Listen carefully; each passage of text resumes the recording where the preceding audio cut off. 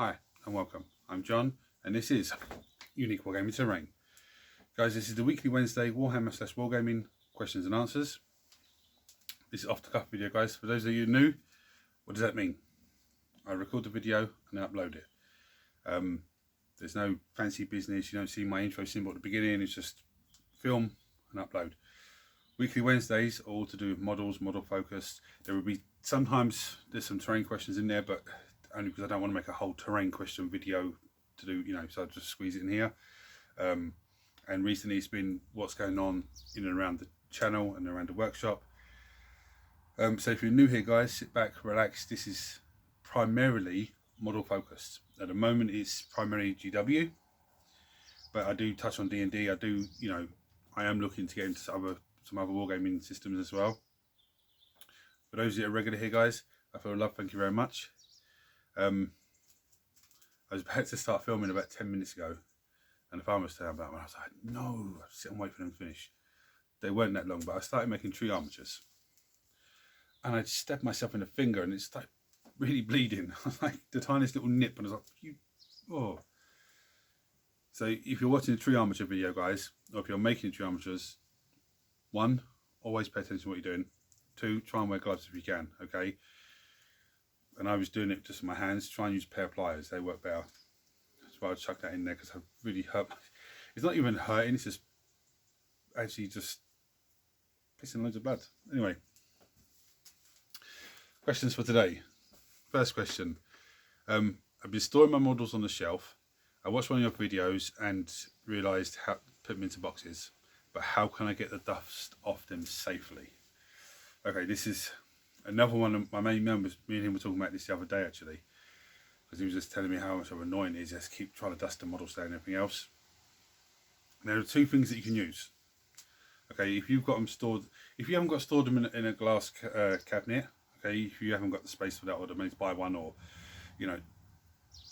that's the best thing. If I had one, I'd be storing everything in there. But if you haven't got that and you've been storing them on the shelf and they're a bit dusty and grubby, don't use polish or anything like that, because you don't want to mess the model up. You don't want any sort of chemical in the polish to react with the paint and just, I'm not saying it will, but you just don't want that.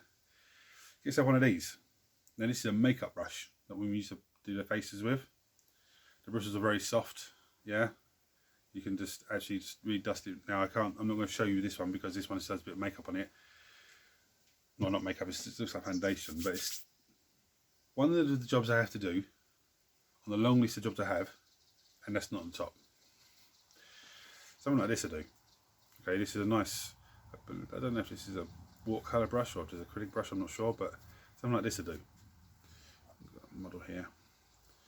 This little, if I can hold him, this little monk, okay? Now he's not dusty or nothing, but this is what you do, just give it a brush, okay? Because the bristles are really soft, he will get into every little nook and cranny, okay? Yeah, and then what you want to do is, say you're going to paint him in 2 days time, okay, but he's been sitting on the shelf or sitting somewhere where he's been collecting dust. Give him a brush down 2 days before. The day before, give him a brush down. That morning you're going to paint him, or that afternoon you're going to paint him, give him a brush down quickly, okay? Don't give him a wet brush down, just give him a dry brush down with a dry brush. Not painting dry brush, but nothing on it. Okay. Just been watching your videos and making terrain. Started to make some terrain. How quickly can I generate terrain materials? Very scarily, very, very quickly. There are days where I come over here to bring some stuff from the house that I've accumulated, and it could be 2 trips, handfuls of items, or it could just be, a small box full of a few bits. It is very, very quick, finding stuff to use on terrain. And it's not even to finding stuff that you use on terrain. You could come across stuff that you're going to use on model basing. Don't have nothing to hand to show you, and it's around here somewhere. But you could have packaging on the bottom of a plastic packaging, clear plastic. Yogurt pots come to mind, big yogurt pots, and they come in a pack of 6 or 12, something like that. You buy them individually, but when they're packed into the shelves, that's how they come. But what they slot into is like a round circle with, like, it looks like mesh. You know, that type of thing you could use on basing. You know, so it depends on you as a wargamer and as a terrain maker. Like, do you want to use this? Do you want to use that? There's so much that you can use. Absolutely insane amount of stuff. Pretty much, I would say pretty much 90 to 95% of what goes in your recycling bin, you could use in terrain.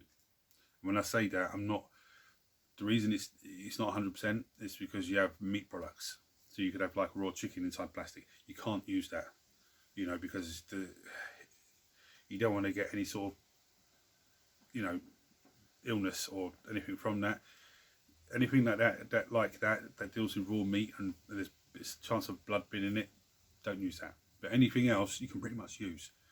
Tin cans, plastic bottles, you can use pretty much everything. Okay, all depends on what you want to build.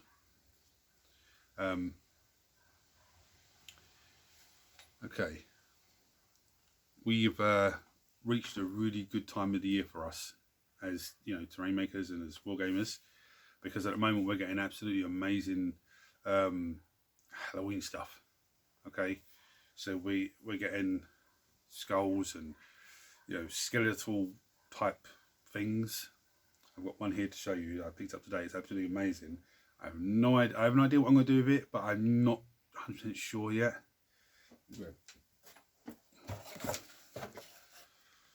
A skeletal spider. Now my first thought with this is to put it onto like a base type thing and squirt expanding foam.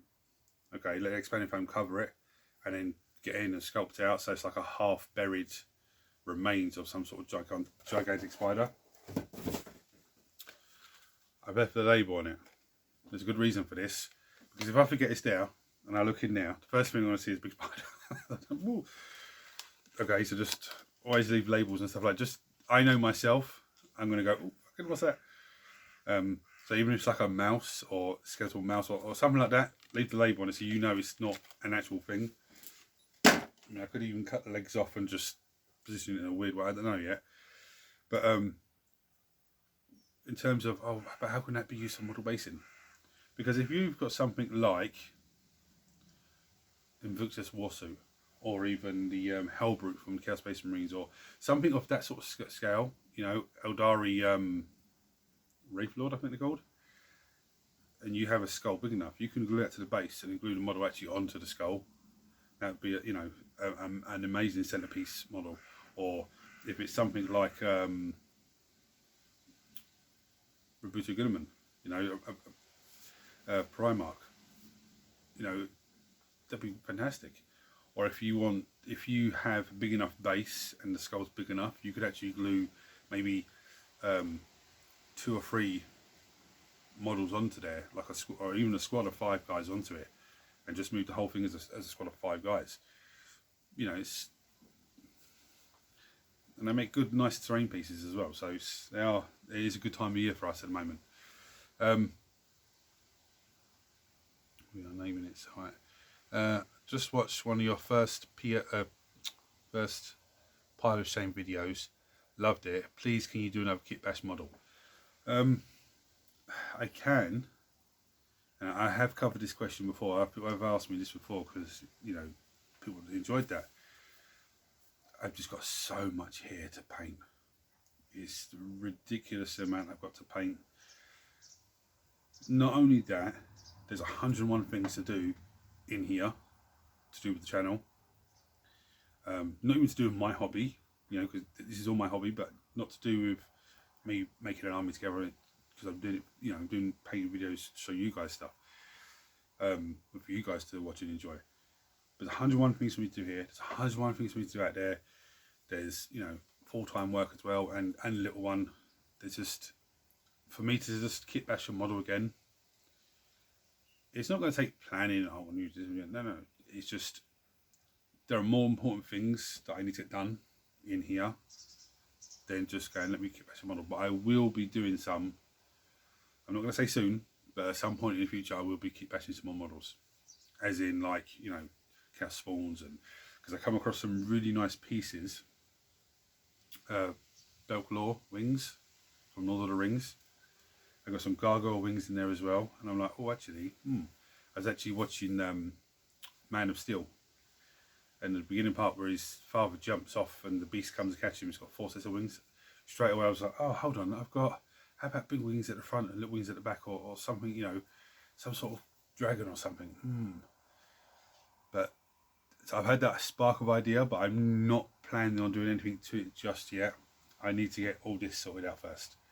I need to get the Necrons glued up, clean and glued up, and, you know, gravelled and primed, ready for next week's 24-hour painting challenge. If I can get that far, then great, fantastic. But if I can't, well, you know. But anyway, that's what the plan is for that.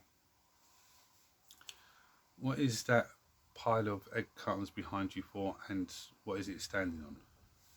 This thing. Like this, egg cartons are very handy for terrain, and you know, you've made some models. One side's really rough, the other side's really smooth.